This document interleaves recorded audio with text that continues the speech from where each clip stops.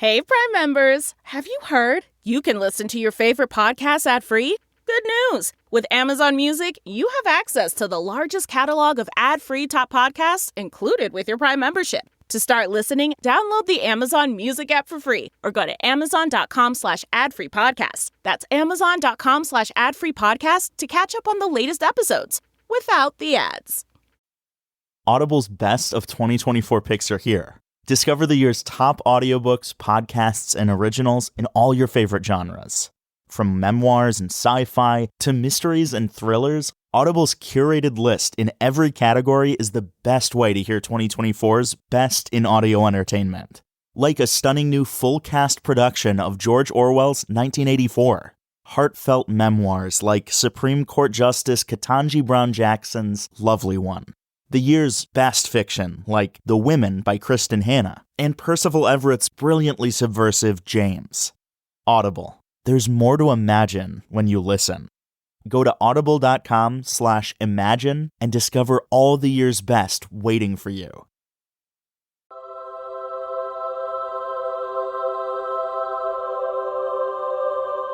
Alrighty, everybody. Welcome back to What's Lost Got to Do With It. It's Hannah Conda, and I'm thrilled to be back with another delicious and gorgeous episode. It's been a while since I've recorded one, so I'm very excited to be back in my little studio here at home.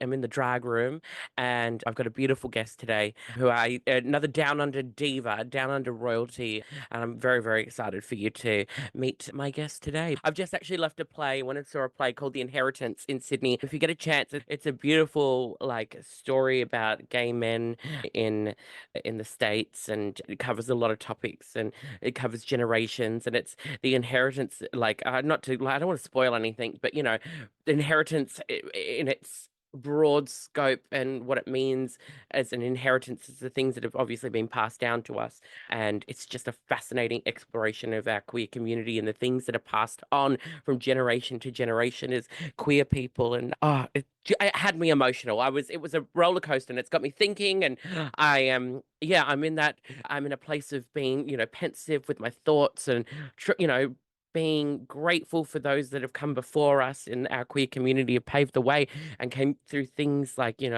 us just not having any kind of human rights, and just being completely and utterly othered and being murdered for who we are. But then, going right up and exploring through the AIDS epidemic of the 80s and how that affected us, and the things that is inherited generationally as queer people. So it's a very interesting story, but I cannot wait to dive deep into the pod today and let out these feelings, because I love talking about fabulous things, and my guest is just arriving, and I'm so excited that I get to welcome a beautiful sister of mine, an absolutely gorgeous diva from Drag Race Down Under, from my season, in fact. And I've worked with this person for a very, very long time, and I'm very honored to have and welcome to the podcast the one, the only, the diva, the legend, the superstar, Minnie Cooper! There you're on. I can hear you. I'm on. I'm always on, Hannah. Oh, Coops, you look beautiful. Why, thank you. A little bit of effort for a bingo. I know. I feel like I'm not wearing enough makeup now. Oh, well, you don't need it. You've got those lips. Thank you. They do a lot of work for me.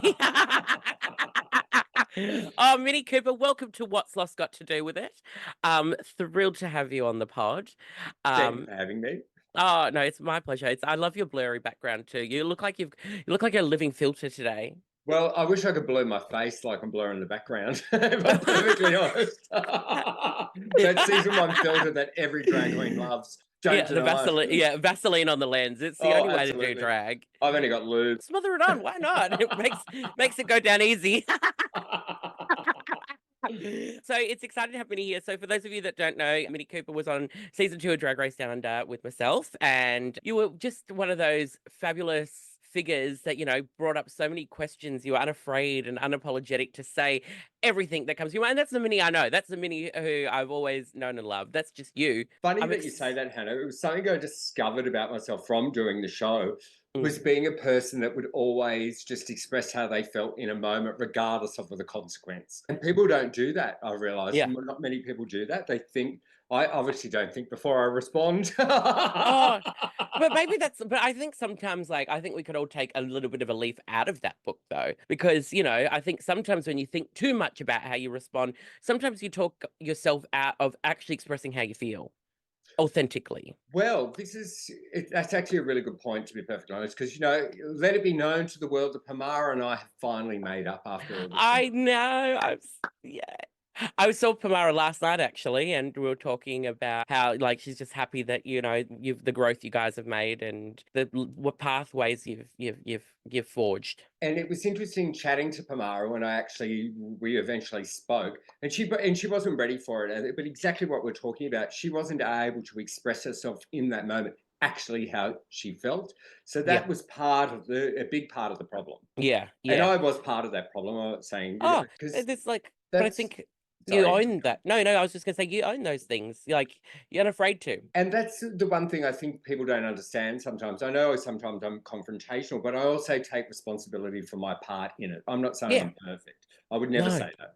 No, and I think I think I think you're just a very incredibly aware of yourself human being, which I think again is something I admire, I appreciate in you. Well, I think just seeing your growth, like I've actually been watching a lot of your interviews and your podcasts and stuff. Mm, And it was interesting because I've known you before Drag Race, right? yeah, But we'll be completely honest. Hannah and I yeah, did have a bit of a bump in the road for a second there, but we yeah, went on yeah. with Drag Race and we said to each other, we're just going to do this show. But we've grown. Would you say we've come leaps and bounds? Coops, we have I think it's developed into a friendship that's even deeper than the one we had. I think we were very deep already, but I think it just means more in a different way now. Yeah, I agree with you. There's many times I've had conflicts with people and I've had situations, and it does it because you discover something about each other that you didn't know that you normally wouldn't express. Because Yeah. I do believe we walk around the world and never truly say what we truly think of someone. You could Hmm. think all these things in your head and go, oh, I adore this person. But do you actually ever tell them what they mean to you? Because it almost seems silly, Yeah, yeah, yeah. doesn't it? Yeah. Sometimes. No, it does, 100%. And it feels like, especially in the world that we live in today, you say things that, like, I don't think people are programmed much anymore to be able to take on those things and to say nice things to each other.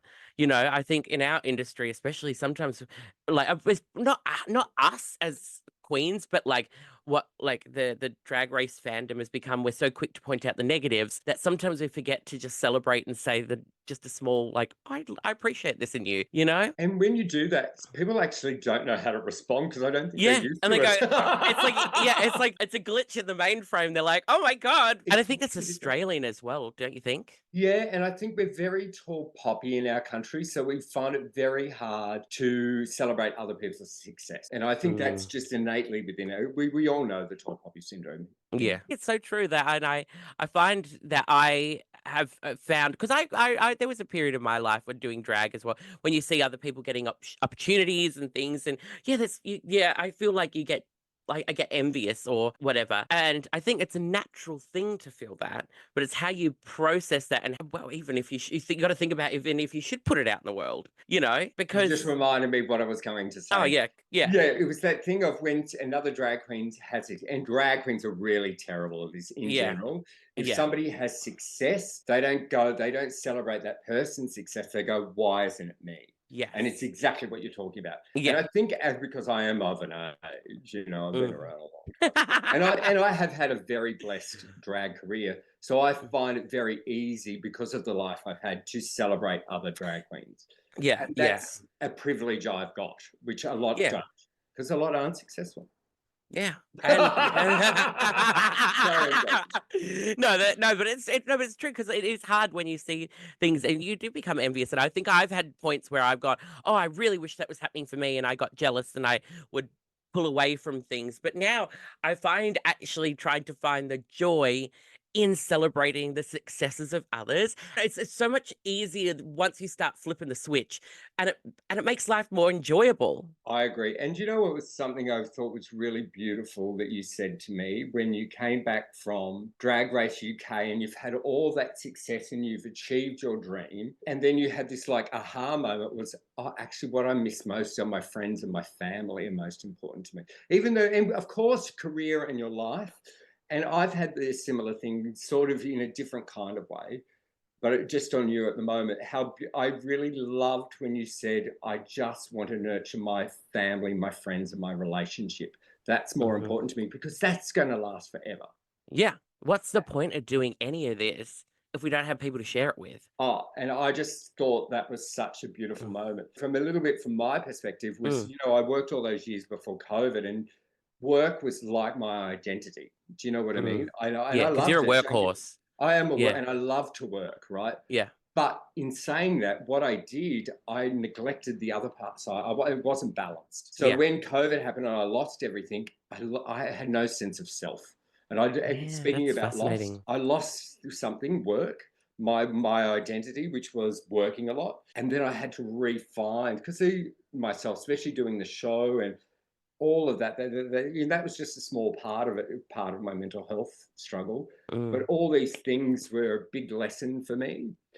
And I learnt to validate myself and Yeah. be comfortable and discovering myself as the person who I Mm. think I am. Yeah, and the person you are today, because I think as well, we both like will work it all the time, and you get Mm. lost in that. It becomes your identity, and and without that, you have to reassess. And I think, but you've done a lot of growing as a human being in that period as well. So you had then now rediscovering the person that you are now with all the lessons you've learned to the things that you've been through in this new space, and then adding on the layers of being on a reality TV show, having the world look at you like this.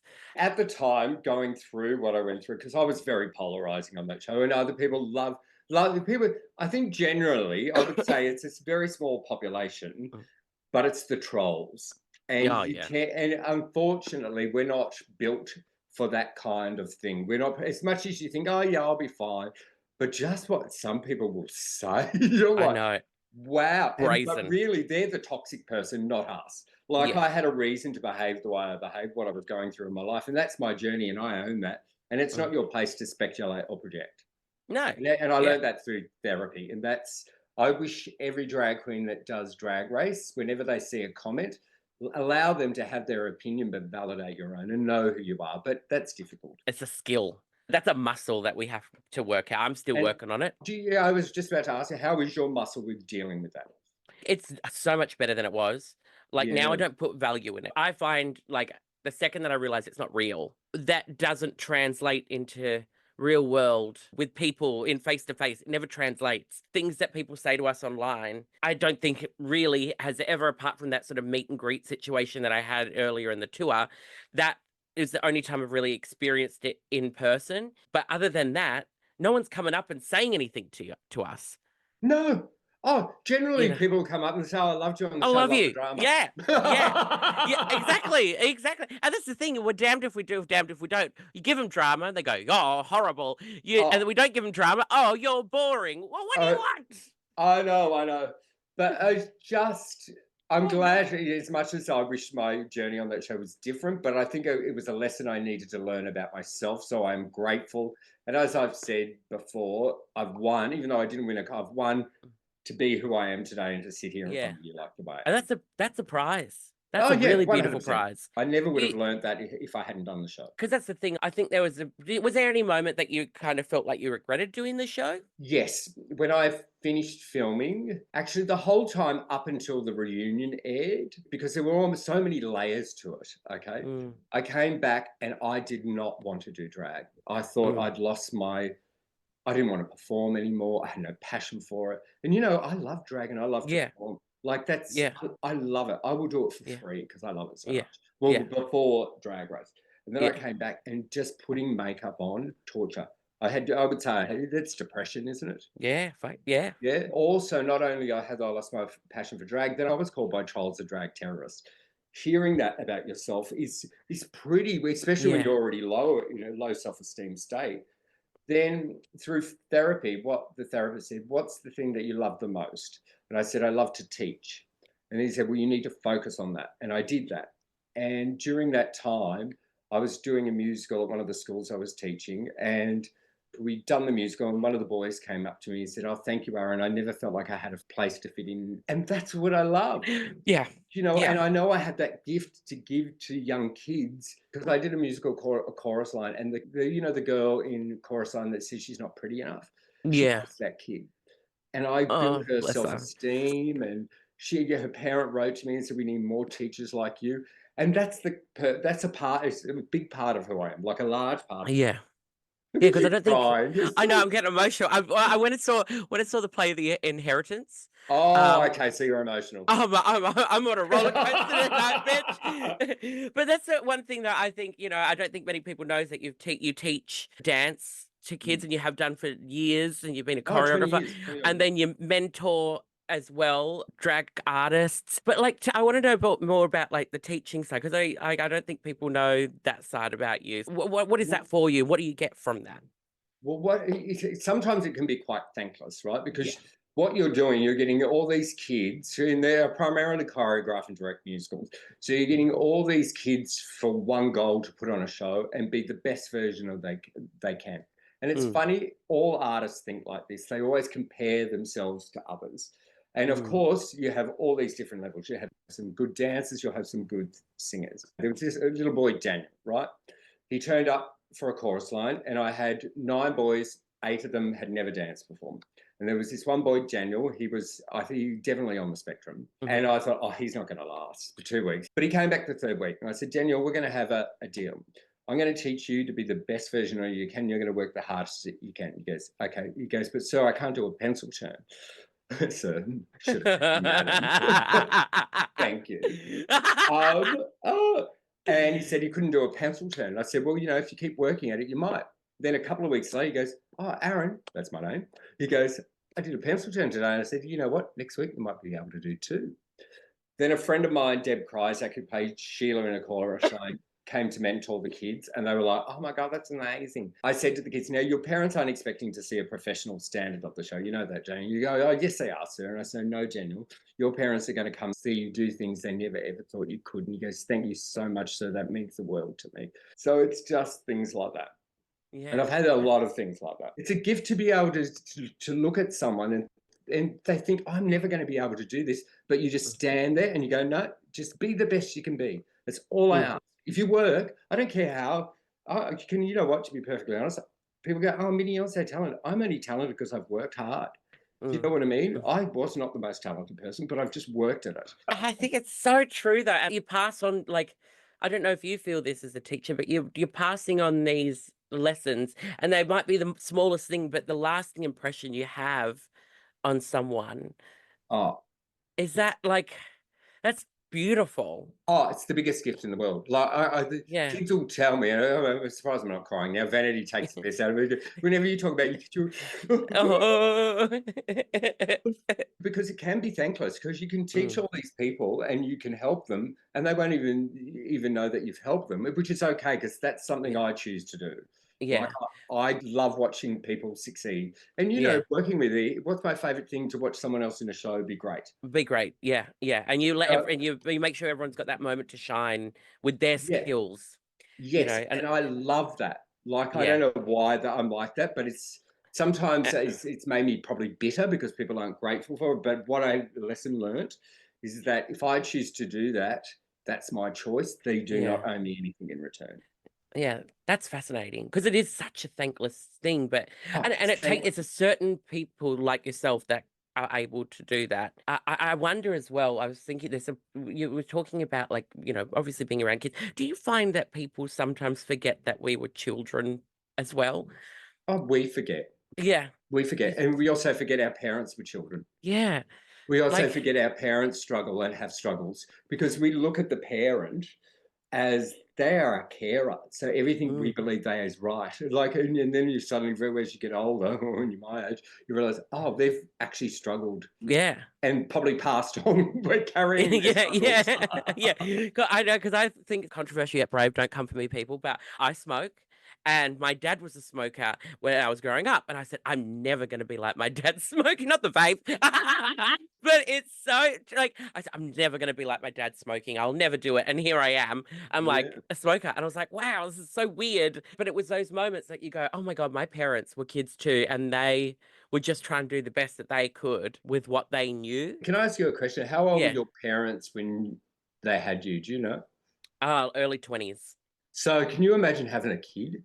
I know. I'm 30. I'm 33 now, and I'm like, Yeah. I don't want a fucking child. I can't do it.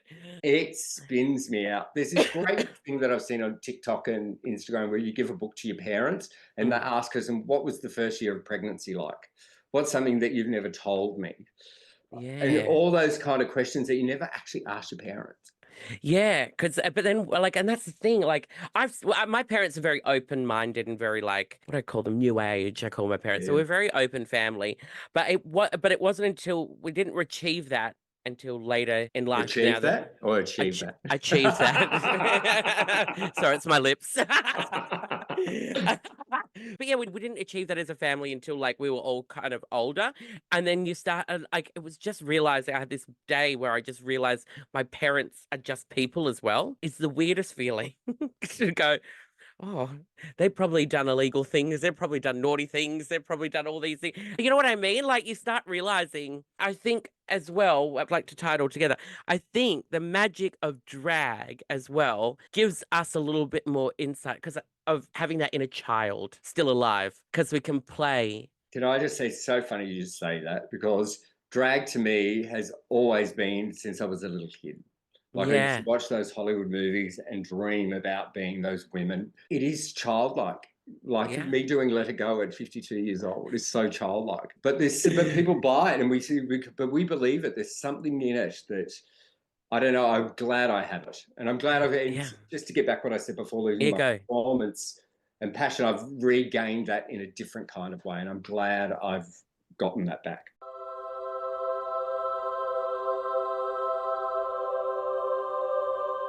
This is what I learned about you through watching your interviews and stuff. Because remember when I rang you when I was having my meltdown? Yeah.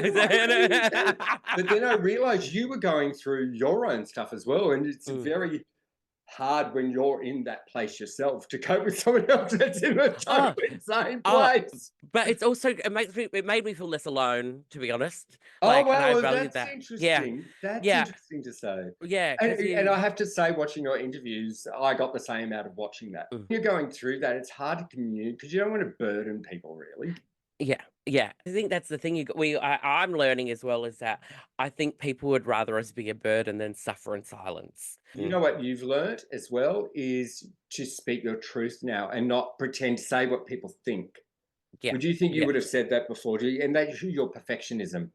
Oh my God, yes. Yeah, and I know that about you now. Like that's yeah. something I've learned over time and watching stuff of yours, your perfectionism, which would drive you into a corner and you get stuck. Mine's shame. Do you know what I mean? Oh, yeah, mine is shame. Like I will say things because I'm shameful of it. That's not the truth. And then I've got myself into a corner and I can't get out. And then you feel locked in that room and you're like, do you spiral? I don't spiral, but it's almost like I'm lying to myself. That's what shame is to me. It's like you start to lie because you're shameful of all your inner truth.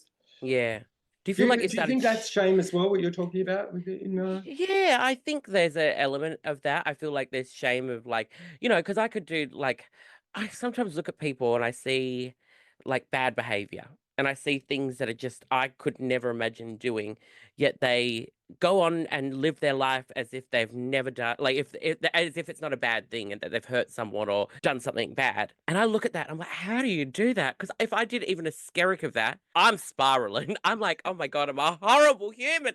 Oh my God. But then I see people walking through the day after they've just gone and shat on someone's parade. And I'm like, how do you do that? How?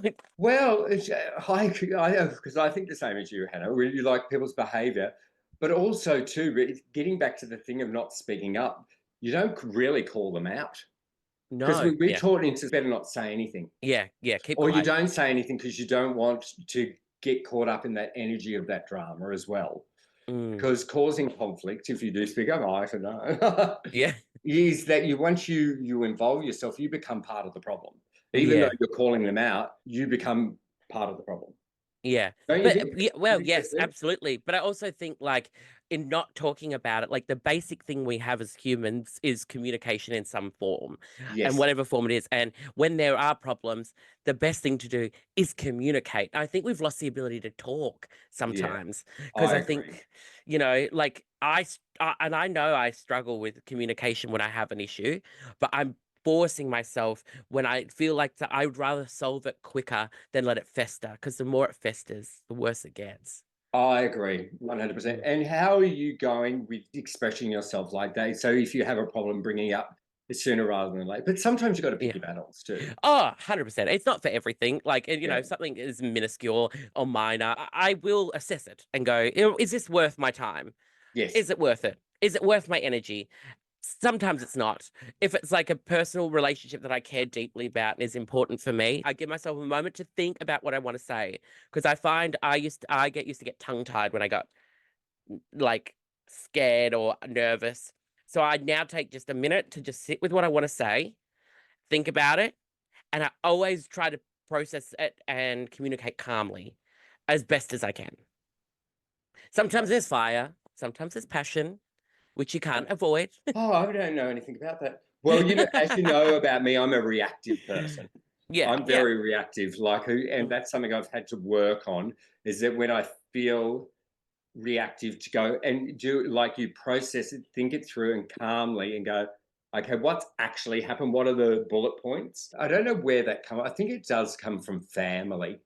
Do you know mm, what I mean? And not having a voice as a child. And my parents used to argue. And I think mm. my family is very reactive family. I think that's where I get it from. Yeah, probably. Because I can see red like in a second. And Yeah, I don't like that about myself. Do you know yeah. what I mean? It's something that happens and I regret it immediately. Not everybody's reactions to things or whatever are ideally how we would like it to be. But I've definitely learned, especially with the situation that happened with us and coming to Drag Race. And like I said to you, I've taken people where they are and where Mm, they're at. I know when someone's being malicious and trying to be hurtful. And I also am aware that some people, their feelings and things and certain ways that they react are just circumstantial of that time and that mm, situation. And giving people the grace to just be human because yeah, I yeah. want that grace. Yes. You That's know, fair. what they say, treat others how you want to be treated. And I would appreciate courtesy in my weaker moments. And Mm, so I grant that to others, mm, and I think that was the big thing for you and me is that didn't matter. What mattered was my friendship with you. And yeah, yeah. that never changed ever. Yeah, You I know, love that. and I knew we'd always get back together at some point. It's a fascinating world, reality TV competitions. Where does the competition start and end? And where does the reality TV start and end? Like, it's Well, fascinating. It's a yeah, I complex don't know. study of humanity in a microcosm of its own little creation. The way I view, maybe I'm wrong, the way I've sort of probably cut, what's the Mm. word when you put something together? Compartmentalized it. Yes, that's what I'm looking for. Yeah. It's quite unique. We're put into this pressure cooker and we become Mm. like the 10 of us become a family.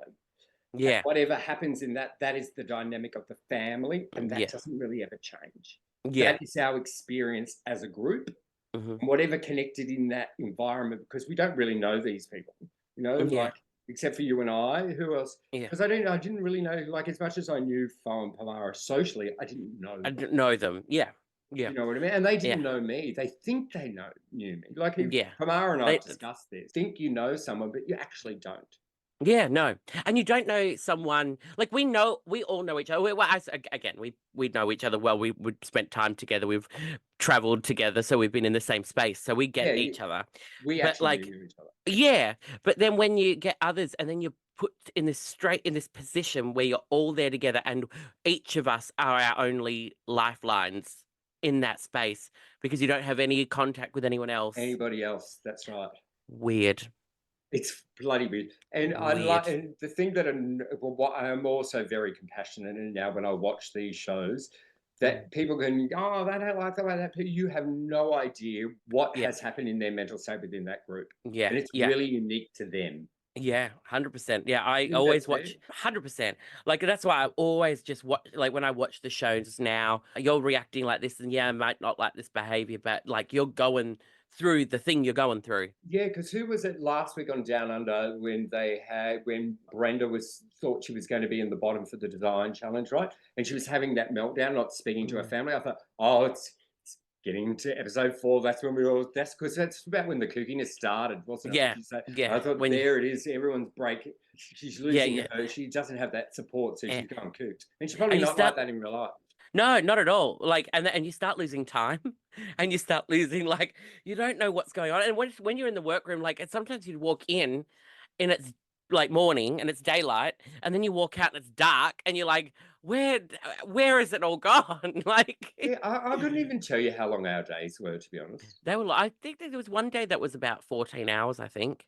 What was our first day of the design challenge? Yeah, that was a long day. How long did we get to make our outfits? Do you know? We had a night. What time did we actually start? I couldn't even tell you what time we started. Yeah, so I think from what my memory was, so we got there in the morning. So I was up at like 5 in the morning getting ready. I think we all were. Then we did the walk in. Then we did the photo shoot with the hot dogs. Yes. Then we might have had lunch, and then they put all the rubbish in the pile. Yeah, what time would have that been? That would have probably been like 2 or 3 o'clock in the afternoon. Right, okay. So we had like 12 hours then. Yeah, and then we didn't leave the studio, remember, until like 3 or 4 in the morning. 3 in the morning. Yeah, and then we were back at 6 the next day. Was it that early? 6 or 7 the next day, yeah. Yeah, wow. Oh my God, I can't believe it took me 12 hours to make that outfit. I love it. I love it. Minnie Cooper, a stapler and a dream. Well, I don't think I've ever told you. Do you know I took a sewing machine with me to New Zealand? What do you mean you packed one? Yeah, I packed it in because I had a box. I took it because I was sewing because I had nothing else to do. We were in lockdown in that quarantine. 2 weeks. So I was like sewing in my room. I made the same dress 7 times. Did you wear them? No, I gave them to the minders. Oh, cute. Hideous fabrics, but here you go. And every dress I made was a different size. Oh, really? Oh, that's Minnie Cooper, fashion designer. I was only one design. Oh, same. Coops and I, we share the same seamstress, Kirsten Damned. Did she give you a pattern? No, you know what I did? You know my 60s dress from Models? Oh, yes. I drew that off and copied that.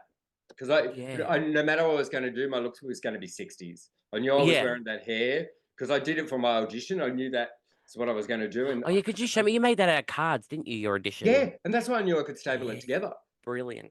Genius. So, and because I went to sew that freezer bag and it was ripping in the machine, I was like, oh, I'll just staple it together. And I did my dress like within 2 hours once I knew what I was doing. I remember that. But trying to work out what to do, that's what a hard part. I had straws. I was sewing straws and I was that's not going to work. But, my favorite was, every time we'd walk in after you'd left, I'd look up at the roof and I'd see the material that you used to make your dress lining the roof of our tin shed studio. I'm like, Minnie's with us. Mama Minnie is here. I do love that I was mentioned in every episode. I do love that. Yeah. Oh, I have to ask though, do you think you'd go back? Yes. Actually, you know what's funny? I say yes, but then I watch challenges and stuff. And then I get this like fear, like I don't know if I could sit there. And it's weird. It's like I have a blockage. I would love to go back to see if I can do it. Yeah. And with a different mindset. But I also am very different. We wouldn't be in lockdown for all that. Yeah. time. Yeah. You'd go in and do it. I'm just in such a different headspace. But then I get scared. If I went back, would I just turn into what I was before? I don't think you would. I think you've done too much work on yourself and you've made so much ground. I don't think you would revert back to that place. Yeah, and that's what I would hope. And I would love to do it again purely for myself, just to see if I can do it. It's weird. Yeah, because I would love to see it. I'm not going to lie. I'd love to see you back in there. Oh, I think I'm hilarious. You are. And that's the thing. I was actually watching, what's her name? Mira Mangle. Have you watched her videos? Oh, yeah, love Mangle. her. Love her. They were doing a list of who they'd love to see back, and their pick was you. And I was like, fuck yeah. We need a Minnie Cooper renaissance. We need her back in the workroom. Well, there better be soon. I'm not getting any younger. No, I know. You're gonna but your talent's only getting richer. Oh, but talent, the only decent thing Jennifer Lopez has ever said is talent ain't ageist. That is true. You can't fake talent. Yeah. And it doesn't depart you. No, it And doesn't. what are they? Frankie Valli, they're still pushing him out. He's Are they 94. really? Yeah. Like, Yeah. have you not seen the videos? No. Oh, you should have a look. He's like, it's like they've just pumped a corpse with like an inflatable skeleton and they've just walked him out and he just goes like this. And he doesn't really sing either, but they're still flogging that bastard. It's never ending for you. Age is but a number. I know. I'm surprised I can still tap dance the way I do. Like, I'm 52. Yeah. Like, I'm surprised that I can still. But there's certain things that I can't do anymore. What, But I'm like the okay with that. splits? I've never been able to do the splits. Can you? No, I always said I had a dance career, never did the splits. Ah. Actually, here's a quick funny story. Because I can't acrobat or anything or cartwheel, but I was auditioning for a show called Showboat. So I practiced to try and do a cartwheel because I knew I had to do it for the audition. Could never do a cartwheel. Did the audition, did the cartwheel in the audition, never did it again, and I got the job. Always so badly. So, do you find that that's a common thing? Because you've done a lot of musical theatre as well. Do you find that when you audition for stuff, there's things that they ask you to do that for a character that you never end up doing when you get the role? Is that a common thing? Not that I can remember, because normally they give you, if there's specific things, they'll make people do, because they're after, as long as you can do that specific thing they're after. That's why I work, because I don't think I would work in musical theatre. The standard is so incredibly high. But all the shows I did, I had the skill set. Yeah. Do you know what I mean? But I was never going to do Cats. I always did sort of well in those auditions, but fundamentally, I didn't really have the technique. It was, yeah. Would that be a music? Cats? Well, would you want to do Cats? Oh, at the time. You could do Grisabella now. I thought I liked you. Our friendship was going so well.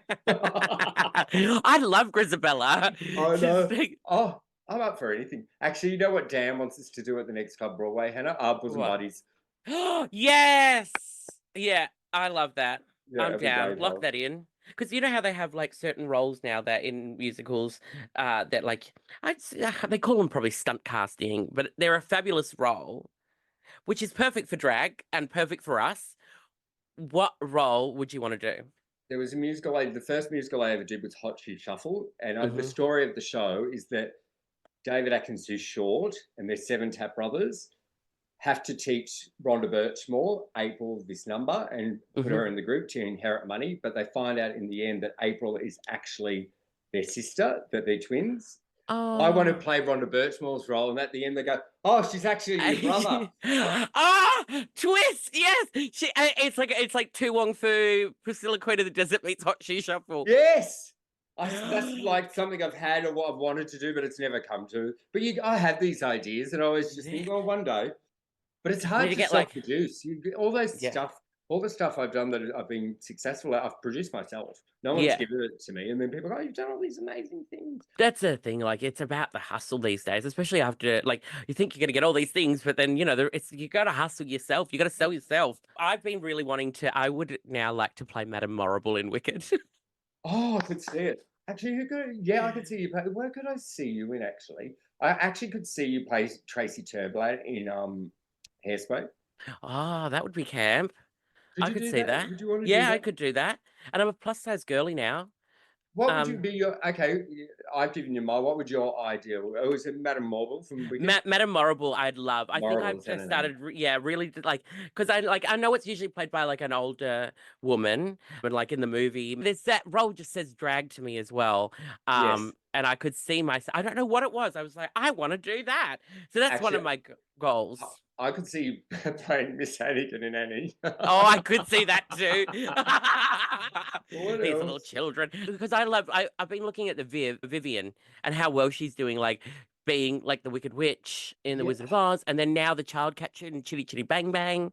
Wow, like, you really want to play the child catcher though? I know it's like all the logistics of that these days. But hey, you know what? It's a brilliant role though. Scary. She plays it so scary. You know the story, what is it? How to Marry a Millionaire? Oh, yes. But do that as drag queens doing those roles? That would be incredible. Oh, you could play Dolly Levi and Hello Dolly. Oh, I'd love that.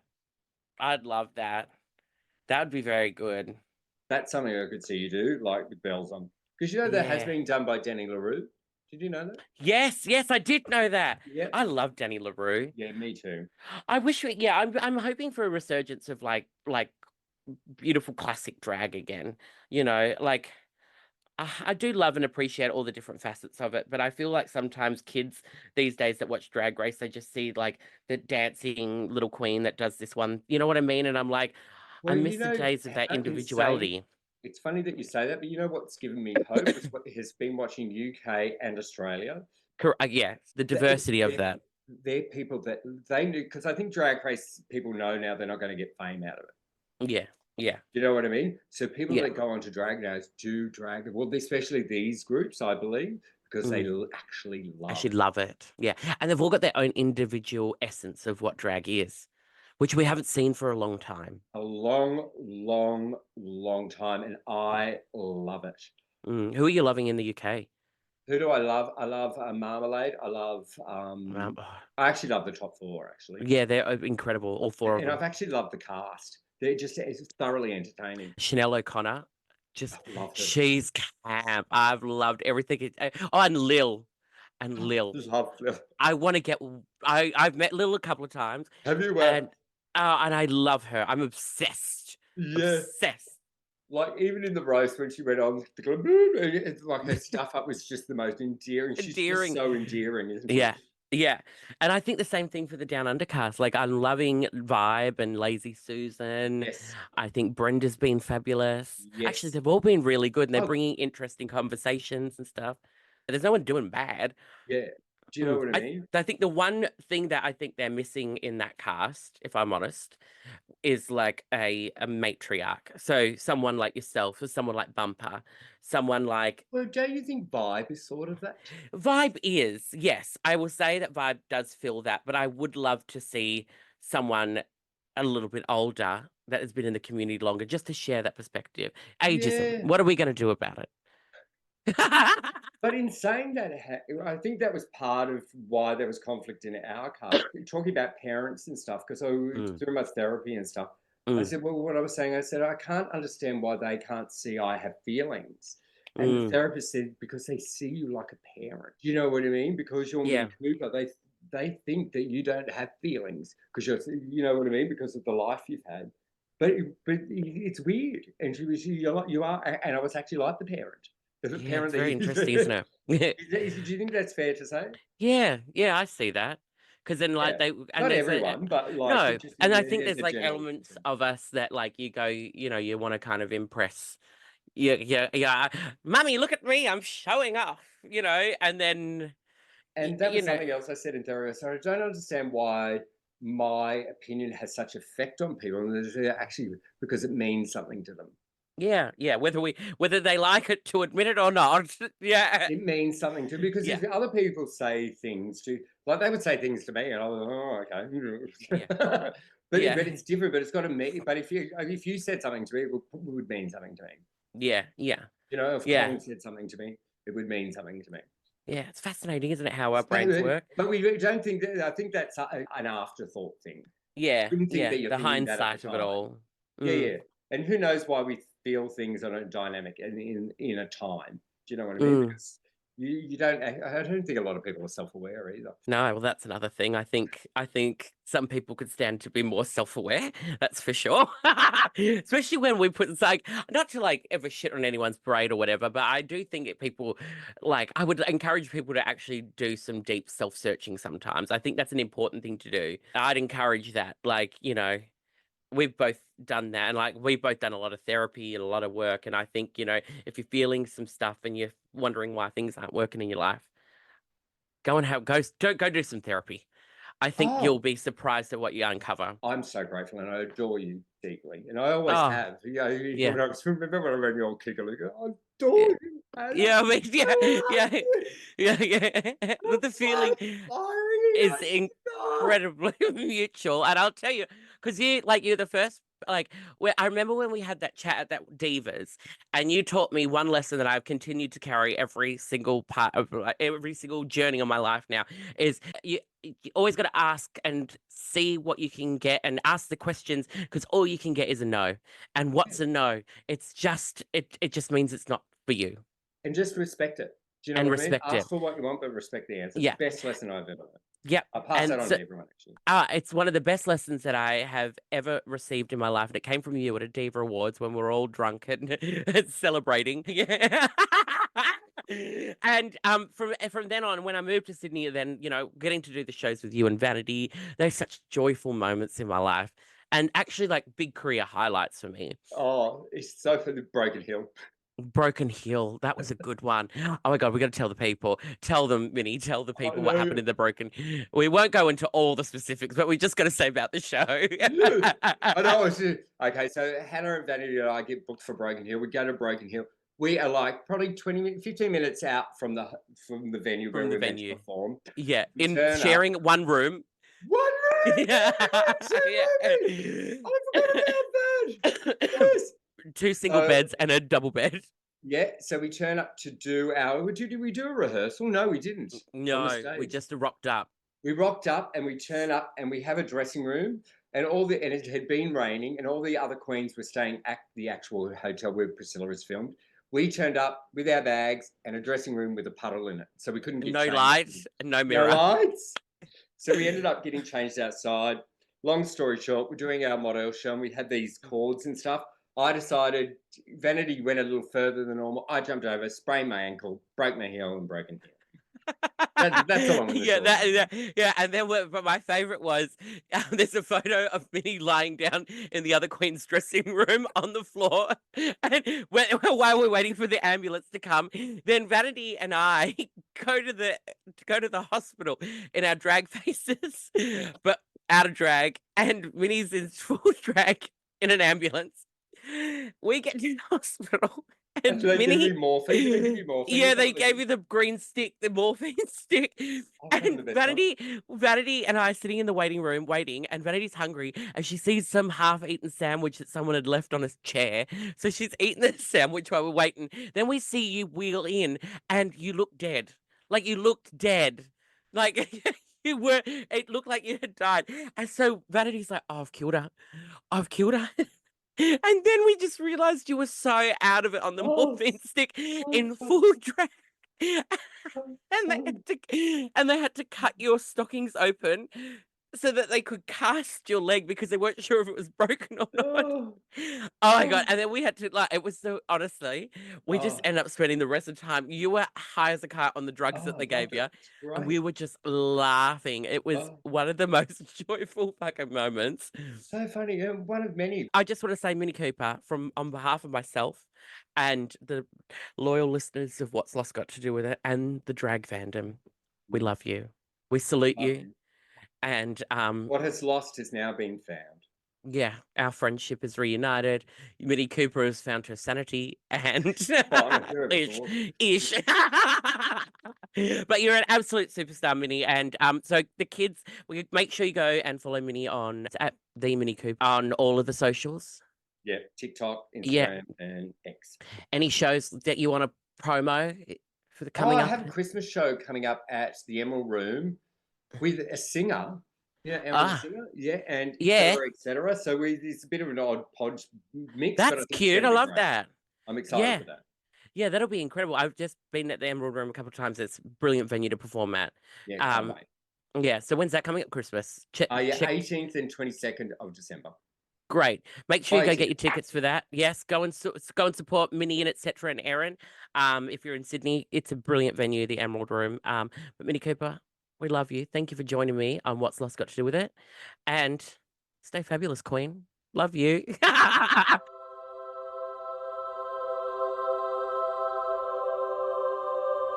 Welcome back to What's Lost Got to Do With It, everyone. That was the incredible Minnie Cooper. It was such a great time having her on. I'm just over the moon, blown away. But I have posted out my usual, anyone looking for advice, and this is a segment we like to call Healing Hands with me, Little Hands. So I've got a few questions. I would like to help you as best as I can with my Reiki Certificate 1 Healing Hands. I'm not meant to do remote healing, but I'm going to try. So here we go. We've got from Zayana. I hope I pronounce that right. How do you overcome pressure put on you by family expectations versus what you really want? I'm going to call you Z. That's a tricky one. It is hard. Fundamentally, the pressures that are put on to you by your family are coming from, and I think Minnie and I touched on this today, that the pressures that come on from your family, they are applying to you because they think that's going to help you succeed or help you in the best way in forging your life and doing the best that you can and achieving the things that you like, because they're only coming from the experiences that they have had. And generally parents and family trying to come at it from, with the best intentions, but sadly sometimes it can be very restricting. And I think it's less about the expectations but more about the potential negatives that come along with when you go against that expectation. And rather than family going, oh yes, that's good, we're here supporting you, they get mad or they go, oh well, why aren't you doing it the way that we want you to do it?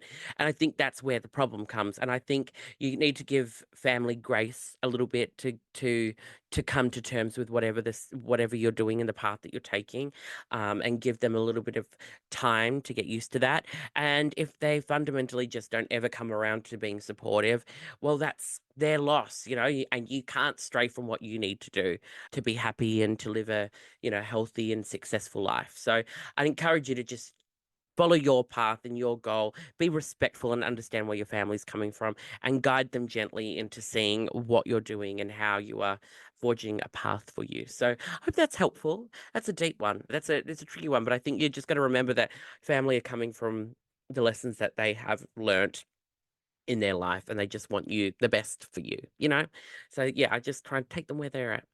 I have Felicia, and they say, is it possible to be a drag queen even if we are a girl? Is that allowed or even okay?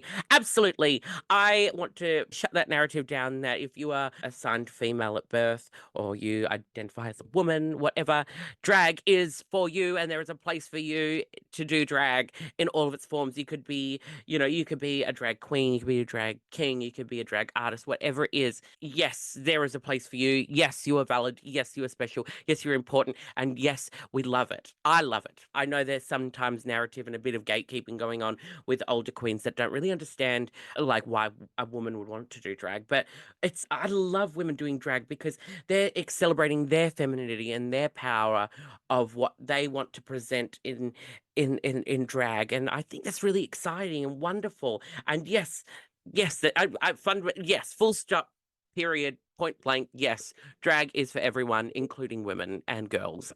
100%. 10 out of 10, lock that in. Done. My last question is advice for baby queens from Millie. So Millie, and to all of my up-and-coming baby drag fam, I've touched this issue on the pod before. Maxie and I were speaking about it, but I think you got to love the journey, enjoy and embrace the journey. Don't try and aim for a meteoric rise. If it happens, and that's great. But don't aim for that. Just enjoy the ride, because you want to be salivating and sitting in all of the lessons that you're learning, because it just makes you a stronger and better performer. Diversify the portfolio. Don't get stuck in doing one type of drag. Try it all, even if you don't think you're going to like it, or even if you don't think it's for you. Give it a whirl. You've got nothing to lose, and you want to make sure you give every facet of drag a go, because the more diverse of a performer you are, the more hireable you are, the more ability you have to fit into different shows and different casts, and you never know what's going to hit. And it just makes you more eclectic, and it makes drag more exciting. Drag is limited by your own imagination. So enjoy the ride, salivate in it, have fun with it. Keep diversifying. Don't go into the industry thinking that you want to be famous or you want to be paid and you want to get on Drag Race. Don't do it for that reason. If that's why you want to do it, reassess, because this industry is hard work. It takes thick skin, and you want to be in it for the long haul. We're looking for a long haul here. We're not looking for a shine bright, quick burn and out. So enjoy the ride, invest in your drag, have fun. Don't come into it for the wrong reasons. Make sure you're doing it because you want to express something and you've got something to say. So that's my advice. But for now, my beautiful friends, thank you for listening. We'll be back next week with another episode of What's Lost Got to Do with It. Huge thank you to all of you out there listening. Make sure you're following it and subscribing, because the more listeners we have, the more joy that goes out into the world. So tell your friends, but we love you. Thank you for tuning in again. And I will see you next week. Bye, everybody.